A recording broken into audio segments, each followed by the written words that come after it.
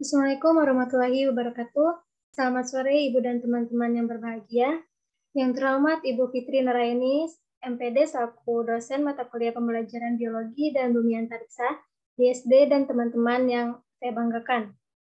Pada presentasi hari ini, saya Suti Kausadia dengan NIM 2005007 bertugas sebagai moderator. Adapun topik yang akan kelompok 10 bahas yaitu mengenai sumber daya alam dan bencana kebumian. Sebelum diskusi dimulai, saya akan memperkenalkan anggota kelompok 10, yaitu yang pertama ada Cici Silviani Siringoringo dengan NIM 2007203.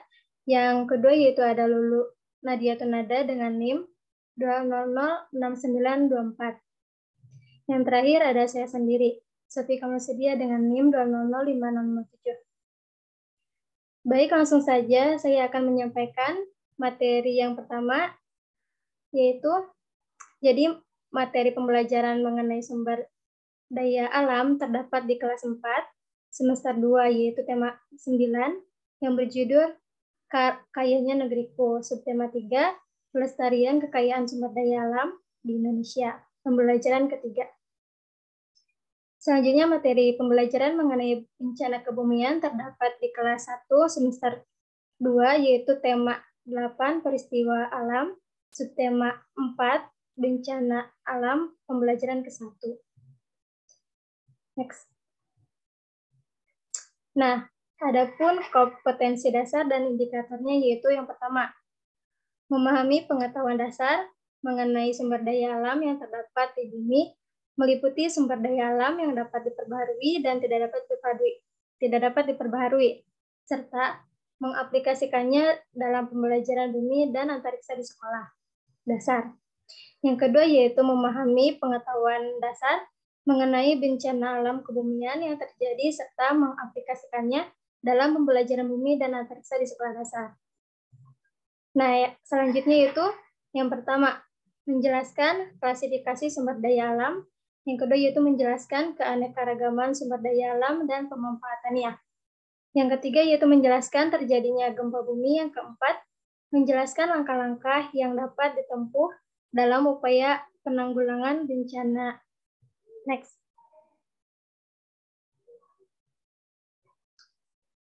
Kompetensi inti. Yang pertama yaitu menerima, menjalankan, dan menghargai ajaran agama yang dianutnya. Yang kedua yaitu memiliki perilaku jujur, disiplin, tanggung jawab, santun, peduli, dan percaya diri dalam berinteraksi dengan keluarga, teman, guru, dan tetangga. Yang ketiga yaitu memahami pengetahuan faktual dengan cara mengamati, mendengar, melihat, membaca, menanya berdasarkan rasa ingin tahu tentang dirinya, makhluk ciptaan Tuhan dan kegiatannya, dan benda-benda yang dijumpainya di sekolah maupun tempat bermain. Yang keempat yaitu menyajikan pengetahuan faktual dalam bahasa yang jelas, sistematis, dan logis. Dalam karya yang estetis, dalam gerakan yang mencerminkan anak sehat, dan dalam tindakan yang mencerminkan perilaku anak beriman dan akhlak mulia. Next. Nah, selanjutnya penyampaian materi yang kedua yang akan dijelaskan dan disampaikan oleh Cici. Kepada Cici, dipersilakan. Baik, terima kasih moderator. Sebelumnya di sini saya akan menjelaskan pengertian sumber dari daya alam. Sumber daya alam adalah semua kekayaan berupa benda mati maupun benda hidup yang berada di bumi dan dimanfaatkan untuk manusia untuk memenuhi kebutuhan hidup manusia. Selanjutnya, ada klasifikasi sumber daya alam. Sumber daya alam dapat dibedakan berdasarkan sifat, potensi, dan jenisnya. Satu ada berdasarkan sifat, yaitu menurut sifatnya sumber daya alam dapat dibagi 3, yaitu ada 1, sumber daya alam yang dapat diperbarui atau renewable. Misalnya hewan, tumbuhan, mikroba, air, dan tanah. Yang kedua, sumber daya alam yang tidak dapat diperbarui atau non-renewable. Di sini misalnya seperti minyak tanah, gas bumi, batu tiara, dan bahan tambang lainnya. Yang ketiga, sumber daya alam yang tidak habis, misalnya udara, matahari, energi, pasang surut, dan energi laut.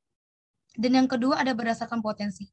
Menurut potensi, penggunaannya sumber daya alam dibagi beberapa macam, yaitu satu, sumber daya alam materi.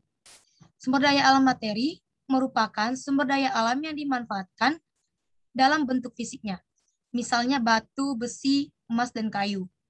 Yang kedua, sumber daya alam energi.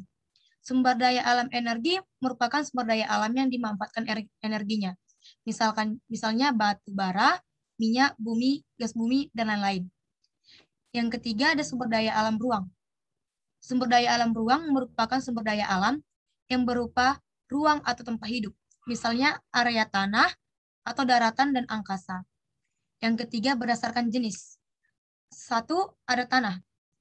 Tanah berasal dari hasil pelapukan benda-benda organik maupun benda-benda anorganik. Tanah dapat berupa campuran batu-batuan yang lapuk atau berupa humus. Humus merupakan yang berasal dari hasil pembusukan tumbuh-tumbuhan yang banyak mengandung unsur hara. Yang kedua ada air. Air merupakan sumber daya alam yang sangat dibutuhkan oleh manusia untuk berbagai hal. Tubuh manusia memerlukan air sekitar 8 liter. Pencemaran air ini dapat disebabkan oleh limbah industri atau limbah rumah tangga. Air yang tercemar tidak dapat digunakan oleh manusia. Hal ini karena yang tercemar banyak mengandung bakteri-bakteri yang berbahaya bagi tubuh manusia. Yang ketiga ada bahan tambang. Bahan tambang merupakan sebagai sumber daya alam yang tidak diperbarui atau non-renewable.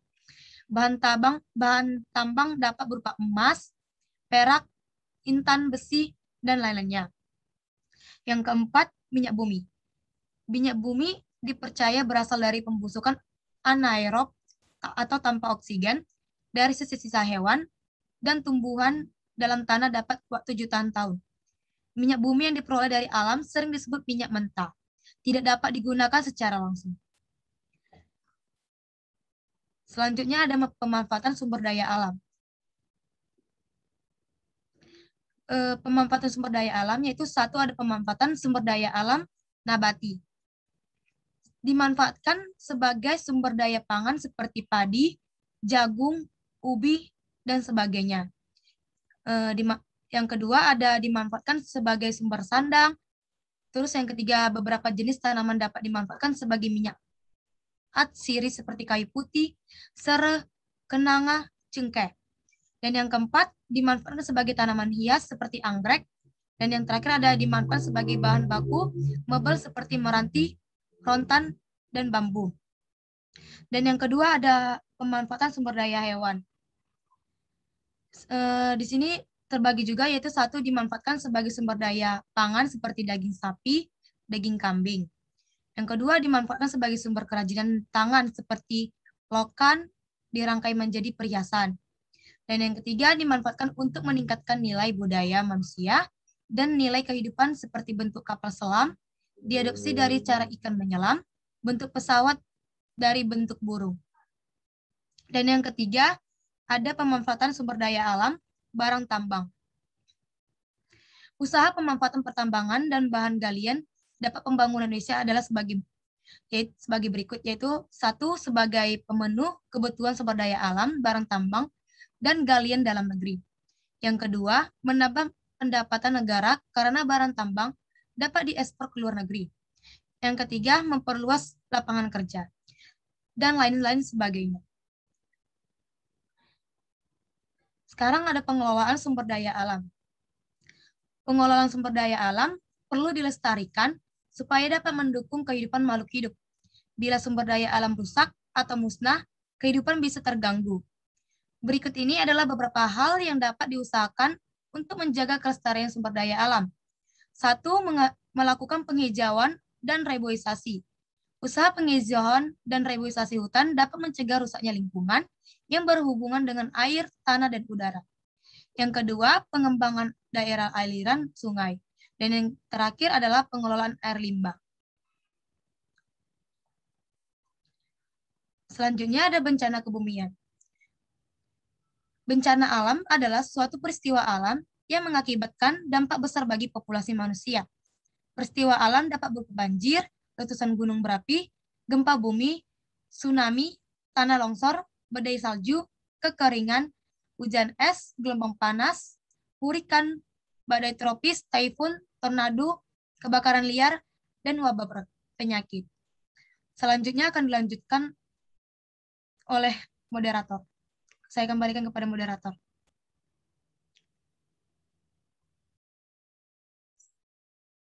Baik, terima kasih Cici yang telah menyampaikan materinya. Materi selanjutnya akan disampaikan oleh Lulu kepada Lulu, dipersilakan.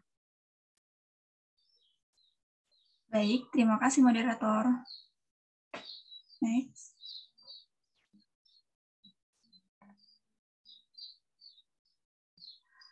Materi selanjutnya yaitu bencana alam di Indonesia.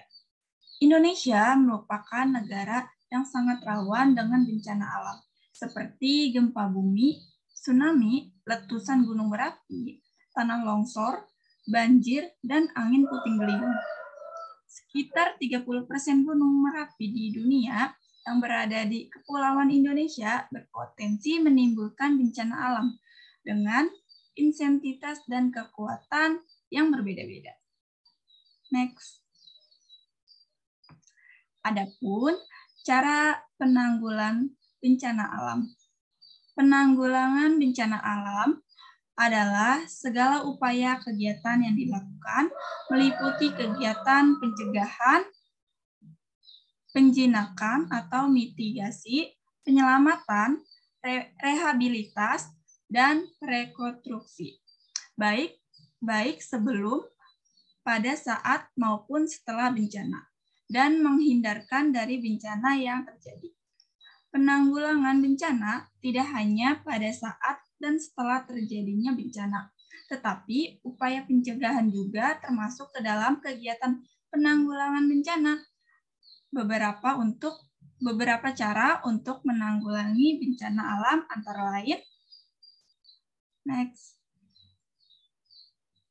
Adapun pencegahan.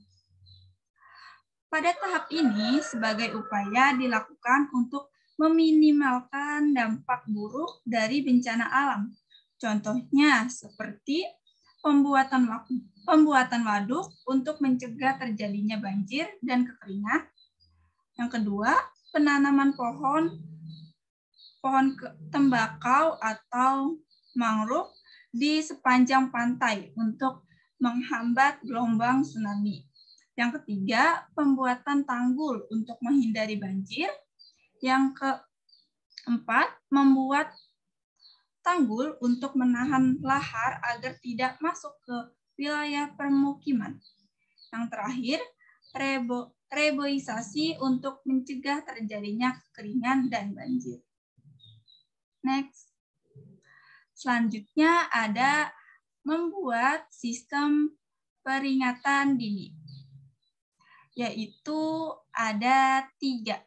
Yang pertama ada sistem peringatan dini tsunami. Peralatan sensor yang dipasang di pantai untuk mendeteksi adanya tsunami. Jaringan komunikasi untuk memberikan peringatan dini adanya bahaya tsunami pada masyarakat di wilayah yang terancam bahaya.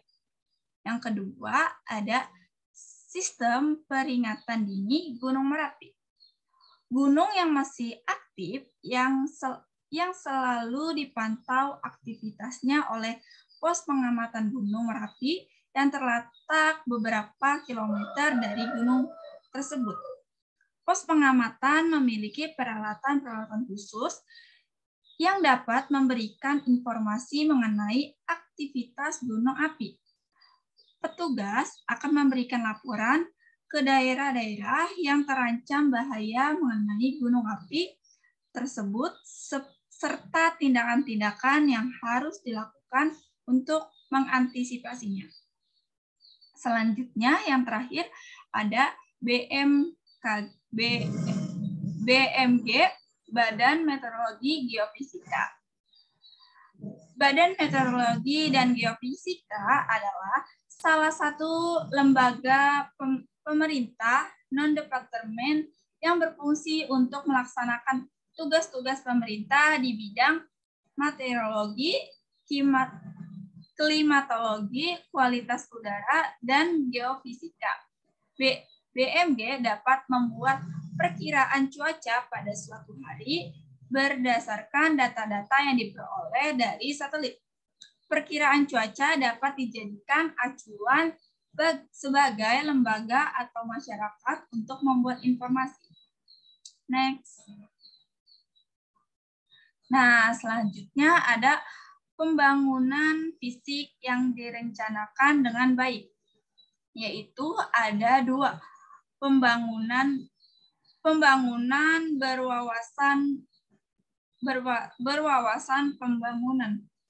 berwawasan lingkungan, yaitu pembangunan dilakukan dan direncanakan secara baik dengan memperhatikan kondisi lingkungan alam serta dampak yang ditimbulkan dari pembangunan itu.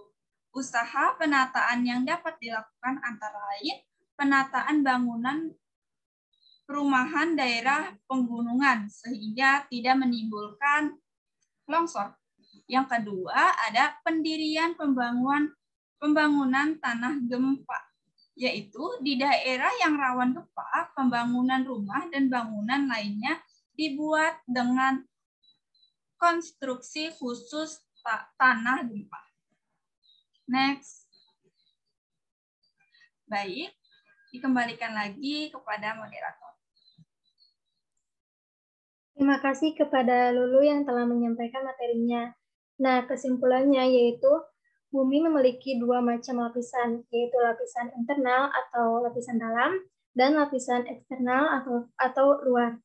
Lapisan dalam merupakan lapisan pembentuk bumi, sedangkan lapisan luar merupakan lapisan yang melindungi bumi dari meteor atau benda-benda luar angkasa lainnya. Kerusakan pada lapisan bumi, baik lapisan internal maupun eksternal, dapat mengakibatkan bencana alam kebumian di permukaan bumi. Bencana alam kebumian ini dapat berupa banjir, tanah longsor, gempa bumi, dan lain-lain. Sumber daya alam dapat dibedakan berdasarkan sifat, potensi, dan sejenisnya. Nah, baik, sesi pematerian sudah selesai. Kepada teman-teman yang ingin bertanya, dipersilakan untuk mengirimkan pertanyaan ke grup WhatsApp.